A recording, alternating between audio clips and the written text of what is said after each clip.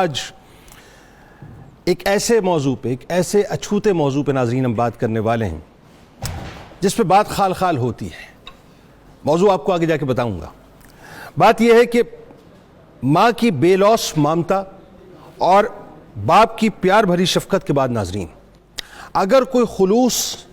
وفا، پیار، محبت، ایثار اور قربانی کے خمیر سے گندھا ہوا انتہائی شفاف رشتہ ہے تو وہ بھائی کا رشتہ ہے۔ یہی آج کا موضوع ہے ناظرین کہ بھائی کے بھائی پر حقوق کیا ہیں۔ ایسا شفاف رشتہ،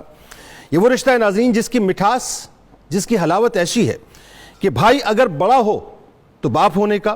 سر پر ایک سائبان ہونے کا احساس دلاتا ہے، اور بھائی اگر چھوٹا ہو تو اپنی اولاد ہونے کے باوجود بھی اولاد ہونے کا احساس دلاتا ہے۔ وہ شخص ناظرین بہت خوش نصیب ہوتا ہے، صاحب بہت خوش نصیب ہوتا ہے جسے اپنے میسر آتے ہیں، کیونکہ خونی اور سگے رشتے جو ہوتے ہیں ناظرین قدرت کا انتہائی خوبصورت اور انتہائی لازوال اور انتہائی انمول تحفہ ہے، جس کی قدر ناظرین جس نے نہیں کی پھر سمجھ لیجئے اس نے کوئی بھی قدر نہیں کی۔ یعنی اس کی قدر کرنا ہم پر لازم ہے کہ انہی میں ایک رشتہ بھائی کا رشتہ ہے۔ رشتے ناظرین اتنے انمول ہوتے ہیں کہ اس پر لازم ہے کہ یعنی ایک شخص جو ہے اس پر لازم ہے کہ اس کی حفاظت بھی کرے، بالکل اس طرح سے کرے جیسے ہم کسی قیمتی شے کی اپنی حفاظت کرتے ہیں۔ یاد رکھیے ناظرین، جس رشتے کا اپنی جان سے بڑھ کر خیال رکھا جاتا ہے سب سے پہلے وہ والدین کا رشتہ ہوتا ہے، اور والدین کے بعد سب سے زیادہ خلوص جس رشتے میں ہے وہ بھائی کا، بڑے بھائی کا، چھوٹے بھائی کا رشتہ ہوتا ہے۔ اور بڑا بھائی ناظرین وہ ہوتا ہے جو برے حالات آنے پر بھی بالکل والد کی طرح شفقت اور محبت کیا کرتا ہے، ماں کی طرح ضرورتوں کا خیال رکھا کرتا ہے، اور چھوٹے بہن بھائیوں کے اچھے مستقبل، اچھی زندگی کے لیے اپنا سب کچھ قربان بھی کر دیتا ہے اور ہمہ وقت ان کے لیے دعا گو بھی رہتا ہے۔ میں نے یہاں تک دیکھا ہے ناظرین کہ بڑے بھائیوں میں یہ اللہ نے ایک وصف رکھا ہوتا ہے، یہ ایک عجیب سا وصف ہوتا ہے کہ کبھی کبھی ایسا بھی ہوتا ہے کہ اپنی اولادوں کو بعد میں نوالا کھلاتے ہیں، پہلے اپنے چھوٹے بھائیوں کا خیال رکھتے ہیں، ان کو نوالا کھلاتے ہیں۔ ناظرین کرام ذرا تصور کیجیے، آئیے آپ کو لے کے چلتا ہوں، ذرا بچپن میں چلتے ہیں صاحب۔ آج پتہ نہیں کیوں دل کر رہا ہے کہ دل کی وہ باتیں آپ کے ساتھ کروں جو میں بہت کم کرتا ہوں۔ ذرا سوچئے کہ دو بھائیوں کا بچپن ہے، عمر میں زیادہ فرق نہیں ہے، ماں دونوں کو صبح اسکول کے لیے تیار کرتی ہے،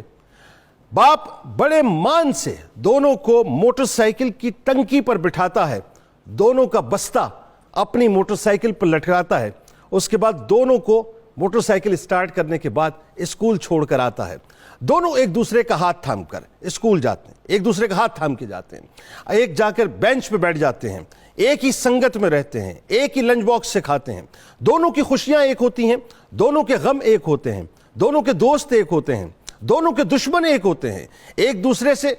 پیسے چھین لیا کرتے ہیں،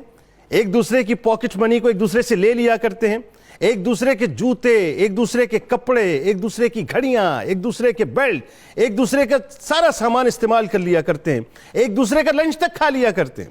مدرسے ایک دوسرے کے ساتھ ساتھ جاتے ہیں۔ عالم یہ ہوتا ہے کہ ٹیوشن ایک دوسرے کے ساتھ جاتے ہیں، عالم یہ ہوتا ہے کہ ایک دوسرے کے ساتھ کھیلا کرتے ہیں، ایک دوسرے کے ساتھ کودا کرتے ہیں، مختلف کھیلوں میں ایک ساتھ رہا کرتے ہیں۔ جب کسی سے جھگڑا ہو جاتا ہے، آپس میں جھگڑتے بھی ہیں، لیکن جب کسی سے جھگڑا ہو جاتا ہے تو ایک دوسرے کے لیے سب کچھ قربان کرنے کو تیار ہو جاتے ہیں۔ یعنی سامنے والے کو لگ پتہ جاتا ہے کہ اس نے کسی کے بھائی کو چھیڑا ہے یا کسی کے بھائی کو تنگ کیا ہے۔ ایک دوسرے کو تنگ کرنا، ایک دوسرے کا رازدار بننا، ایک دوسرے پر اپنی جان چھڑکنا، یعنی زندگی میں کہیں کوئی دکھ آ جائے تو اپنا سب کچھ لٹا کر اپنے بھائی کی خوشیوں کو خرید لینا، اپنا پیٹ کاٹ لینا مگر اپنے بھائی کو خوش رکھنا، اپنی اولاد کی موجودگی میں اپنے بھائی کو اگر چھوٹا ہے تو اولاد کی طرح ہر مان دینا،